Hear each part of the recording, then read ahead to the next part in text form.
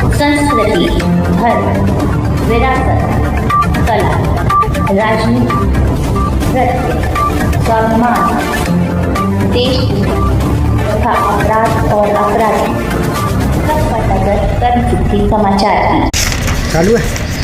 देखिए हमारे साथ केशव देव पंडित जी जो लगातार मौजूद हैं, उनके साथ आरटीओ ऑफिस में किस तरह की अभद्रता की जाती है। उसके बाद में मैं भी वहाँ मौका वारदात पर पहुँच गया तो वहाँ कचरा पड़ा हुआ था, मैं उसकी फ़ोटो ले रहा था। लेकिन फ़ोटो को देखते हुए केशव देव पंडित जी ने बोला थोड़ा सा आओ जरा इधर काम है, तो मिलने के लिए चला हूँ। लेकिन आरटीओ के बाबू ने कर्म सिद्धि के समाचार पर भी ये आरोप लगा दिया कि वो किसी महिला के कमरे में बैठे थे, जबकि पंडित जी की वो बहन है, उनके साथ में गया था। लेकिन अकस्मात ये घटना हुई तो मुझे पर जानकारी नहीं हो पाई। हालांकि स्थिति यह है कि जो लगातार वहाँ जो भ्रष्टाचारी हैं उनकी पोल खोलने की वजह से केशव देव पंडित के ऊपर फर्जी तरीके से आरोप लगाए जा रहे हैं, ये साफ कहना है इनका।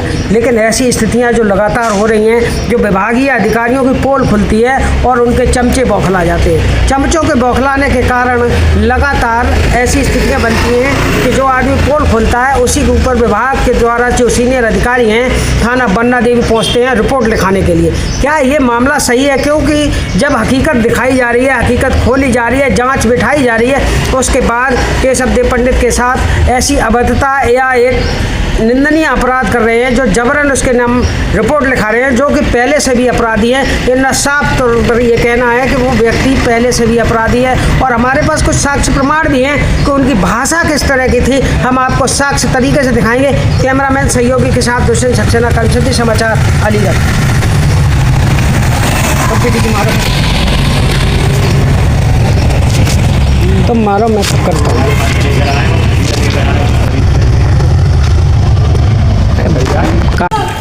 पंडित केशव देव गौतम, आरटीआई एक्टिविस्ट, अध्यक्ष भ्रष्टाचार विरोधी सेना।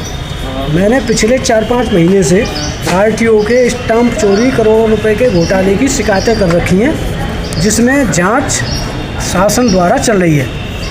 आरटीओ राजकुमार सिंह मेरठ जांच करके गए, मयंक ज्योति उपायुक्त आगरा परिक्षेत्र जांच करके गए। कल 19 दिसंबर 24 को डीएम साहब के आदेश पर सीजेएम फर्स्ट महोदय ने जांच की और मेरी शिकायतें बिल्कुल सत्य पाई गई हैं। उसी से कुंद होकर के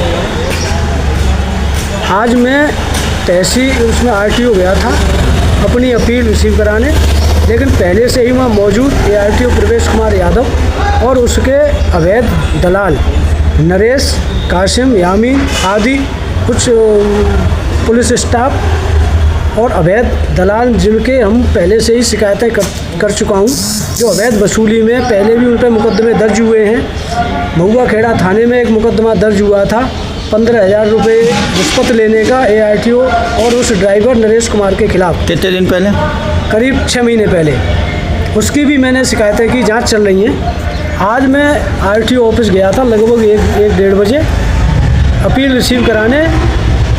पहले से वहाँ मौजूद लोगों, इन एआरटीओ के गुंडों ने मुझे जान से मारने की धमकी कार्यालय में दी और भाग जा, नहीं तो जेल भिजवा देंगे, गोली मार देंगे, और जाने मुझसे कितनी बुरी बुरी गालियाँ दी, जो वीडियो कुछ बने भी हैं, कुछ सीसीटीवी कैमरे में कैद हैं। मैंने थाना बन्ना देवी में इसी प्रकार लेके तहरीर दी है और एडीएम साहब को भी मैंने ये बात संज्ञान में दी है, क्योंकि एडीएम साहब के ही कहने पर जांच बैठी है और जांच चल रही है, उसमें मैं जांच में सहयोग कर रहा हूँ। क्या आपके साथ कोई पत्रकार महोदय थे? क्या कुछ पत्रकार महोदय थे वहाँ, कर्म सिद्धि और एक और 2 पत्रकार थे, उनको भी वहाँ लोगों ने गालियाँ दी हैं। उन्होंने तो ये आरोप लगाया वो किसी महिला के कमरे में जाके बैठी हुई कुर्सी पर। वो मेरी बहन है, उनका आगरा में एक मकान है जो यहाँ आरटीओ में बाबू हैं। वो उन्होंने मुझे कल कहा था कि भैया मेरे जो मकान है उसके कागज़ में लाई हूँ, उन्हें देखने के लिए आप आ जाना।